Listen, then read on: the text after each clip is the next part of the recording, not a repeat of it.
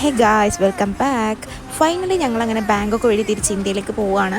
അപ്പോൾ ഞാൻ വിചാരിച്ചു എന്നാൽ പിന്നെ ട്രെൻഡിങ് ആയിട്ടുള്ള വാട്ട് ഐ ഏറ്റ് ഓൺ മൈ ഫ്ലൈറ്റ് എന്ന ഒരു വീഡിയോ എടുത്തേക്കാം. ബാങ്കോക്കിലൊരു 10 hours ലേ ഓവർ ഉണ്ടായിരുന്നു.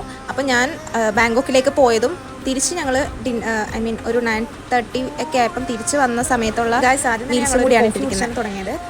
കൂടാണ്ട് ഞങ്ങൾക്ക് ഇതിൻ്റെ കൂടെ wheat bread, almonds, cut fruits, പിന്നെ ഏതോ ഒരു ഫ്ലേവേർഡ് ഡെസേർട്ടും കൂടി ഉണ്ടായിരുന്നു. തായ് എയർവൈസ് ആയിരുന്നു ഞങ്ങൾ ചൂസ് ചെയ്തിരുന്നത്. അതുകൊണ്ട് തന്നെ ഓൾമോസ്റ്റ് എല്ലാം തായ് ഫുഡ്സ് ആയിരുന്നു ഞങ്ങൾക്ക് കിട്ടിയിരുന്നത്. പിന്നെ നമുക്ക് വെജ് വേണോ നോൺ വെജ് വേണോ എന്നുള്ളത് നമുക്ക് തീരുമാനിക്കാം.